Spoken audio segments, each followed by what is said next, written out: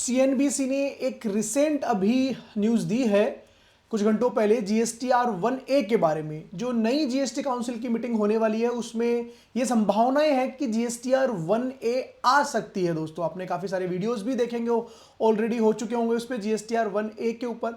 तो मैं आपको याद दिलाना चाहूँगा जीएसटीआर 1A शायद वही फॉर्म है जो जून 17 में, जब जीएसटी आया था जून 17 जुलाई 17 में, तब ये फॉर्म लाया गया था, लेकिन कुछ ही महीनों में इसको सस्पेंड कर दिया गया था। दोस्तों तो आज हम देखेंगे कि जीएसटीआर 1 कैसे पहले वर्क करता था। जब जीएसटी आया था तब जीएसटीआर 1 को लाया गया था, तो पहले किस तरीके से ये वर्क करता था, और अब हो सकता है काउंसिल की मीटिंग में इसका वर्क करने का तरीका थोड़ा शायद बदल जाए। तो दोनों तरीके आज हम देखेंगे और ये जानेंगे कि जीएसटीआर 1A है क्या और ये कैसे वर्क कर सकता है। एग्जैक्ट डिटेल जब काउंसिल की मीटिंग हो जाएगी उसके बाद हमें पता चलेगी। तो चलते हैं दोस्तों अपने वीडियो की तरफ। तो जीएसटीआर 1A की पहले बात करें तो जीएसटीआर 1A बात करता है, अभी तक हम सब R1 भरते हुए आ रहे हैं जीएसटीआर 1।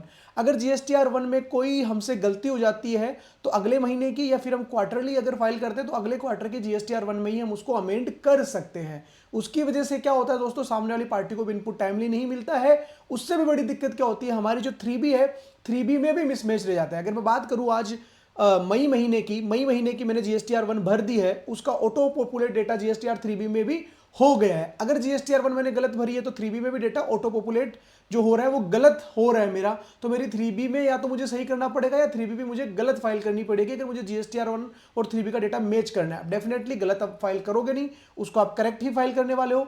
लेकिन अब आप अगले मंथ में जब जीएसटीआर 1 आपकी रिवाइज करोगे, अमेंड करोगे, बेसिकली जो भी पुराना डेटा था आपको लगता है कि ये चेंज होना चाहिए, तो अगले महीने की 3B में डेटा जो ऑटो पॉपुलेट होगा ओके आएगा, वो भी अलग तरीके से होके आएगा। तो इन सब चीजों का ध्यान में रखते हुए जीएसटीआर 1A की लाने की पूरी संभावनाएं हैं। पहले कैसे वर्क करती थी जीएसटीआर 1A बेसिकली, तो ये जीएसटीआर 1 अमेंडमेंट, एक को आप अमेंडमेंट पढ़ सकते हो कि आप उसी महीने में, जी हाँ उसी महीने में आपकी जीएसटीआर 1 को अमेंड कर सकते हो, आगे आपको वेट नहीं करना पड़ेगा। तो पहले कैसे करती थी, आइए एक एग्जांपल लेते हैं।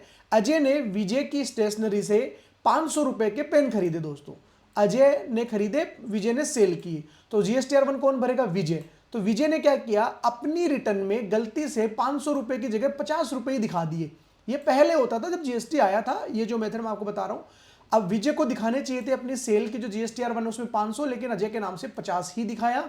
अब अजय को जीएसटीआर 2A में रिफ्लेक्ट होगा कितना रुपया, 50 रुपया ही रिफ्लेक्ट होने वाला है अजय की जीएसटीआर 2 में। बट अजय ने क्या किया, अजय ने खुद से जाके करेक्ट कर दिया। जीएसटीआर 2A में पहले ऑप्शन आता था, 2 में बेसिकली जीएसटीआर 2 थी वो, उसमें ऑप्शन आता था कि आप करेक्ट कर सकते हो जीएसटीआर 2A के थ्रू। तो अजय ने उसमें जाके करेक्ट करके 500 रुपए डाल दिया। अब वो डिफरेंस जो है, वो जो चेंज किया अजय ने, वो विजय को रिफ्लेक्ट हो जाता था जीएसटीआर 1A में। जैसे ही विजय जीएसटीआर 1A एक्सेप्ट कर लेता था तो वो जीएसटीआर 1 विजय की जीएसटीआर 1 में ऑटोमेटिकली पॉपुलेट हो जाता था। तो पहले जिसने आपसे माल खरीदा है वो अमेंड करता था, तो जिसकी जीएसटीआर 1 है उसमें वो ऑटोमेटिकली ऑटो पॉपुलेट होता था अगर सेलर उसको एक्सेप्ट कर लेता था। ये अभी तक होता था पहले, लेकिन इसको सस्पेंड कर दिया था। अब दूसरा मेथड इसका क्या आ सकता है कि विजय अब खुद से अपनी जीएसटीआर 1 को अमेंड कर सकता है वाया जीएसटीआर 1A। तो विजय को अलग से जीएसटीआर 1A फाइल करनी पड़ेगी अगर उससे जीएसटीआर 1 में कोई गलती हुई है तो जैसे ही जीएसटीआर 1 वो अमेंड करेगा, लेकिन वो जीएसटीआर 1 उसको कब तक अमेंड करनी पड़ेगी, बिफोर फाइलिंग ऑफ 3B। अगर मैं मई महीने की बात करूं, मई महीने की 3B जाएगी 20 जून। 20 जून से पहले अगर विजय को ये पकड़ में आता है कि मैंने जीएसटीआर 1 में अजय को जो सेल करी थी 500 रुपए की, वो मैंने 50 रुपए ही दिखा दी, तो 20 जून से पहले जीएसटीआर 3B फाइलिंग से पहले जीएसटीआर 1A में विजय को वो सही करनी पड़ेगी। अगर विजय जीएसटीआर 3B फाइलिंग से पहले सही कर देता है तो विजय की जीएसटीआर 3B में वो ऑटो पॉपुलेट हो जाएगा। विजय को अगले महीने या अगले क्वार्टर का वेट करने की जरूरत नहीं है। इस तरीके से हो सकता है ये जीएसटीआर 1A आपका काम करे इन फ्यूचर। लेकिन एक चीज और दोस्तों, जीएसटीआर 1A में मान लो मैंने कोई डेटा सही किया, अगले महीने जब मैं जीएसटीआर 1 भर पा रहा हूं तो हो सकता है अब आपको ऐसा लगे कि जीएसटीआर 1 में जो मैंने सही किया था वो भी मैंने गलत कर दिया, तो क्या वो मैं जीएसटीआर 1 में सही कर पाऊंगा, ये देखने वाली बात होगी। जीएसटीआर 1 में अगले महीने के जीएसटीआर 1 में क्या जीएसटीआर 1A का डेटा पॉपुलेट ही नहीं होगा सही होने के लिए, ये सब भी देखने की बात होगी। साथ में हम सबको पता है 14 तारीख के बाद, हर महीने की 14th के बाद जीएसटीआर 2B में डेटा ऑटो पॉपुलेट हो जाता है। अगर मैं 14 तारीख के बाद मेरी जीएसटीआर 1A के थ्रू अमेंड कर रहा हूं, जिसका डेटा 3B में तो ऑटो पॉपुलेट हो गया क्योंकि मैंने 3B से पहले भरा था, बट 2B की ड्यू डेट से बाद भरा, तो क्या वो 2B में भी अपडेट होगा?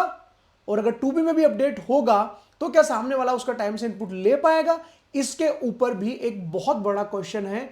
देखते हैं काउंसिल इसको कैसे सुझाव देती है और जीएसटीएन इसको कैसे अपने इंफ्रास्ट्रक्चर में, पोर्टल पे इसको कैसे इंप्लीमेंट कर पाता है। दोस्तों तब तक के लिए चैनल पे आप बने रहिए। मिलते हैं नए वीडियो में नई जानकारी के साथ। Thank you so much. जय हिंद, जय भारत।